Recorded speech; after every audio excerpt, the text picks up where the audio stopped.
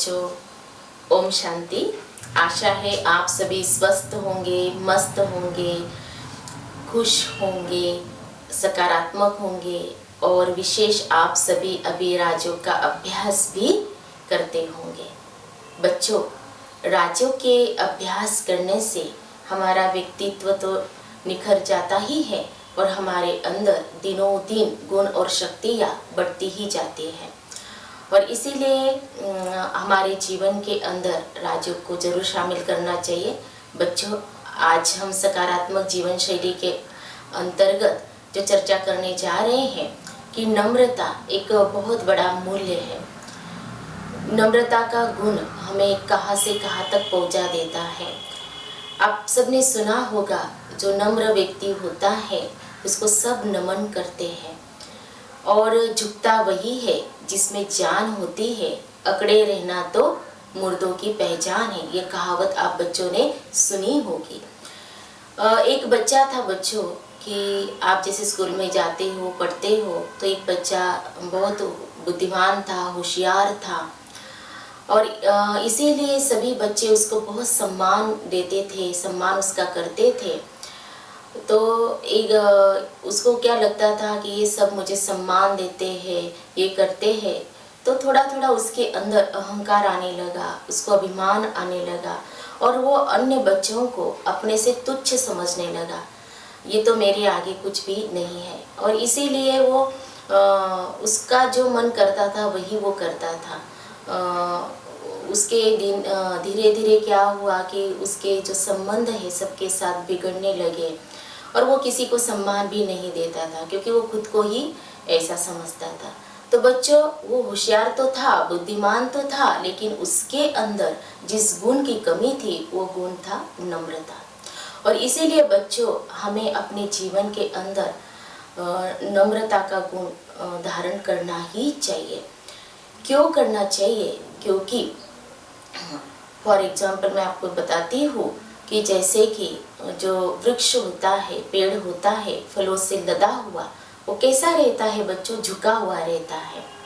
ठीक उसी प्रकार जिसके अंदर गुण होते हैं, जो गुणवान व्यक्ति होता है, वो हमेशा झुका हुआ रहता है, नम्र रहता है। और इसीलिए हमने सुना है कि जो नम्र रहता है ना, वो अमर रहता है, क्योंकि उसमें ही उसका अर्थ समाया हुआ है। नम्र, न मर, माना वो अमर रहता है, अमर बन जाता है। और इसीलिए हमें अपने जीवन के अंदर नम्रता को जरूर जरूर क्या करना चाहिए? धारण करना चाहिए। तो बच्चों, नम्रता का अर्थ ये नहीं है कि हम किसी के आगे दबे रहें, ये बिल्कुल नहीं होता है, या स्वयं को हम कमज़ोर समझे। जो नम्र होता है वो कायर बिल्कुल नहीं होता है, वो कमज़ोर नहीं होता है, न ही खुद को हीन समझना है कि मैं ऐसा ही हूँ। नहीं, नम्र माना वो किसी पर निर्भर भी नहीं रहेगा, निर्भय रहेगा लेकिन किसी के ऊपर डिपेंड नहीं रहेगा और निष्क्रिय तो बिल्कुल नहीं रहेगा। नम्रता का अर्थ ये बिल्कुल होता नहीं है। और इसीलिए कई बार कईयों को ऐसे लगता है कि ये तो बहुत झुकता है, लेकिन कहा ना आपको, जो स्वयं झुकता है वो औरों को भी क्या करता है? झुकाता है। लेकिन औरों को कई बार हमने देखा है डरा धमका कर वो झुकाना, उसको दिव्यता, उसको सभ्यता नहीं कहा जाता है ना। कोई को हम देखते हैं डराएंगे, ये करेंगे कि मुझे ये करो, मुझे सम्मान दो, मुझे ये करो, तो उसको नम्रता नहीं कहा जाता है। नम्रता माना क्या है? वो उस नम्रचित्त जो रहता है ना, उसके अंदर गुण तो रहते हैं, उसके अंदर योग्यताएं होती है, उसके अंदर कार्यकुशलता तो होती है, लेकिन फिर भी वो क्या करता है? औरों के आगे झुकता है और जो झुकता है वो औरों को भी झुकाता है। और इसीलिए हमें नम्र जरूर जरूर बनना चाहिए, क्योंकि नम्र जो होता है ना वो सबको प्रिय लगता है। नम्रता एक बहुत बड़ी महानता है। एक कहानी मुझे याद आ रही है। दो राजकुमार थे, भाई थे दोनों। तो जाते हैं वो घूमने के लिए बगीचे में जाते हैं, तो जो बड़ा भाई जो राजकुमार होता है तो वो पक्षी का क्या करता है, शिकार करता है। और जैसे ही उसने शिकार किया वो नीचे गिरा, तो जो छोटा भाई राजकुमार जो छोटा होता है वो क्या करता है, उस पक्षी को उठाता है और उसको उसको जहाँ जख्म हुई थी उसको वो मलहम आदि लगा देता है, उसको अच्छी तरह से वो कर देता है। तो जो बड़ा होता है वो क्या कहता है, ये शिकार मेरा है, मुझे दे दो। वो छोटा कहता है नहीं नहीं, मैंने इसको नीचे से उठाया, उसको जो जख्म थी उसको मैंने वहाँ पर मलहम आदि लगा दिया है, उसको अच्छा किया है, तो ये मेरा है, ऐसे कहता है। तो ऐसे दोनों की बात चलती है, झगड़ा होता है और वो राजा के पास पहुँच जाता है कि ऐसे उनके आपस में बहस हुई चल रही है, अभी न्याय कौन करेगा। तो फिर राजा कहते हैं कि चलो उस पक्षी से ही हम पूछ लेते हैं कि वो किसके पास रहना चाहेगा। तो बच्चों आप बता सकते हैं कि वो किसके पास जाएगा, जिसने उसको मारा है उसके पास जाएगा, या जिसने जो नीचे गिरा हुआ था उस नीचे गिरे हुए को उसने उठाया, उसको अच्छी तरह से मलहम आदि किया, किसके पास जाएगा। तो उस छोटे राजकुमार के पास ही जाएगा ना, क्योंकि उसके अंदर क्या थी, नम्रता थी। तो बच्चों उसके अंदर गुण थे, नम्रता थी। तो बच्चों हमें जीवन के अंदर गुणों को बहुत महत्व देना चाहिए और हमेशा यह ऊंची भावना रखनी चाहिए कि जो गिरा हुआ है उसको हम कैसे उठाएं, न कि ये भावना होनी चाहिए कि और इसको हम क्या करें, नीचा गिराए। ऐसी कभी भावना होनी नहीं चाहिए। और कभी भी हमें ना रूप का, ना बुद्धि का, ना पद का, पोजीशन जो भी है या हमारे पास जो भी है, चाहे हम बहुत अमीर है, हमारे पास सब कुछ है, उसका कभी भी अभिमान नहीं करना चाहिए, क्योंकि अज्ञानता का लक्षण है अभिमान। और जो अभिमानी होता है उसको अपमान फील जरूर होता है, उसके अंदर नम्रता का अभाव रहता है और वो किसी के आगे झुकता भी नहीं है। और इसीलिए नम्र जो होता है वो सबको प्यारा लगता है।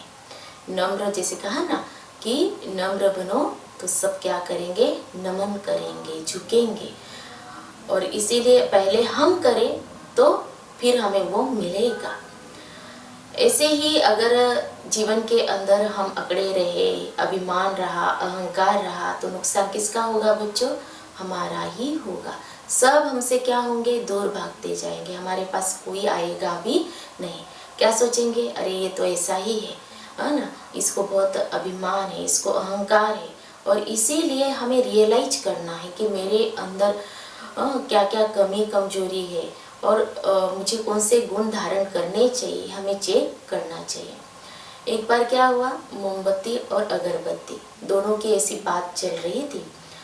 मोमबत्ती को बड़ा अहंकार रहता है कि मैं तो क्या करती हूँ, प्रकाश देती हूँ, रोशनी देती हूँ, तुम तो इतनी सी हो, तुम्हारा तो कोई प्रकाश भी नहीं फैलता है। तो ऐसे अगरबत्ती को नीचा दिखाने की क्या करती है, कोशिश करती है। और मोमबत्ती बड़ा अभिमान में ऐसा कहती है। उतने में क्या होता है बच्चों, जोर से हवा आती है और जैसे ही जोर से हवा आई, मोमबत्ती का अहंकार चूर-चूर हो गया, मोमबत्ती बुझ गई।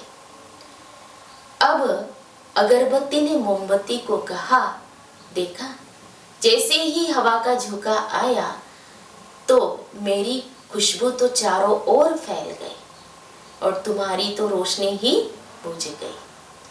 तो इसीलिए बच्चों कभी भी हमें किसी भी चीज का, किसी भी बात का अहंकार नहीं करना चाहिए। अभिमान स्वाभिमान अलग रहता है, लेकिन अभिमान माना जो देह से रिलेटेड जो बातें हैं उसका हमें कभी भी अभिमान नहीं करना चाहिए। जैसे आपको बताया ना, कईयों को बुद्धि का होता है, अपनी योग्यताओं का भी होता है, विशेषताओं का भी होता है, मेरे अंदर ये है, इसके अंदर तो कुछ भी नहीं है, इसको कुछ नहीं आता है, तो इसका भी अभिमान आ जाता है। और जहाँ अभिमान आ जाता है तो वहाँ पर फिर क्या होता है, वो विशेषताएं, वो योग्यताएं जो भी है वो भी क्या हो जाती है, धीरे धीरे क्या हो जाती है, कमज़ोर होने लगती है। और इसीलिए हमेशा बच्चों ये समझना है, मेरे अंदर जो भी कुछ है, जो भी योग्यताएं हैं, विशेषताएं हैं, जो भी कुछ है, कलाएं हैं, वो सब परमात्मा की देन है। अगर ऐसा समझते हैं, स्वयं को निमित्त समझते हैं और उन विशेषताओं को, योग्यताओं को अगर हम अच्छे कार्य में लगाते हैं, परमात्मा के कार्य में लगाते हैं, तो वो और भी क्या होती है, बढ़ती जाती है। तो इस पर भी हमें क्या करना चाहिए, अटेंशन रखना चाहिए। तो बच्चों, नम्रता का गुण बहुत बड़ा गुण है, इससे हमें बहुत सारे फायदे होते हैं। जीवन के अंदर हमें सफलता ही सफलता मिलती जाती है। तो हमेशा याद रखना है कि मुझे क्या करना है, इस गुण को धारण अपने जीवन के अंदर जरूर जरूर करना है। नम्रता का अर्थ ये नहीं है कि कायर बनना है। माना नम्र जो व्यक्ति होता है वो कायर बिल्कुल नहीं होता है, लेकिन वो झुकता जरूर है, लेकिन उसके अंदर जो महानता होती है उसके कारण वो झुकता है। एक बार मुझे वो कहानी याद आ गई। बगीचे में बहुत सारे फूल थे, उसमें एक बहुत बड़ा गुलाब का फूल था। तो सभी उसको क्या कहते थे, राजा गुलाब कहते थे। तो जैसे कि उसको बहुत अहंकार आ गया कि मुझे सब सम्मान देते हैं, राजा गुलाब ऐसे कहते हैं। और उसको इतना अहंकार आ जाता है तो वो दूसरे से ऐसे ही बात करता है। फिर उसके पास में ही जो काला पत्थर था, तो राजा गुलाब उससे बात करता है और कहता है, तू इधर से हट जा, तेरे कारण मेरा सम्मान कम हो जाता है।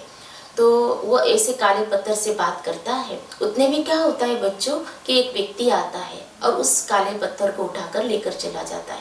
ये राजा गुलाब बड़ा खुश होता है कि अच्छा हो गया, मेरे रास्ते का कांटा चला गया, ऐसे इतना खुश हो जाता है।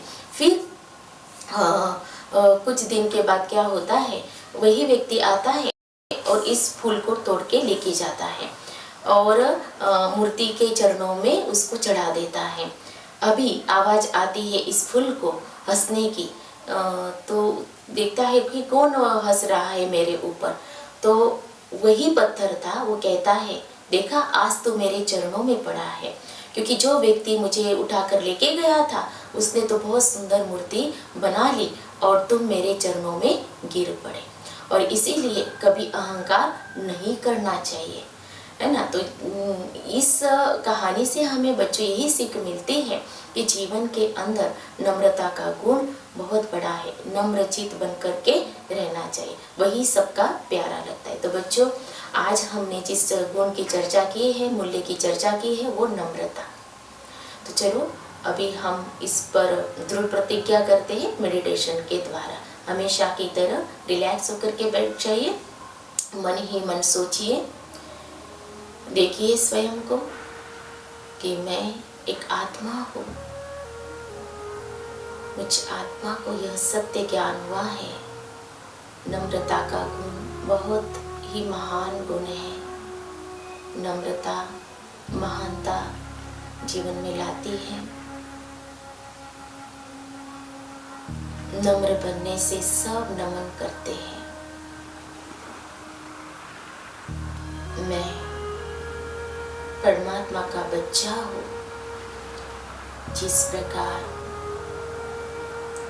परमात्मा का गायन है करण करावन हार, लेकिन फिर भी कितने निरहंकारी है, ठीक उसी प्रकार मुझ आत्मा को भी अपने जीवन के अंदर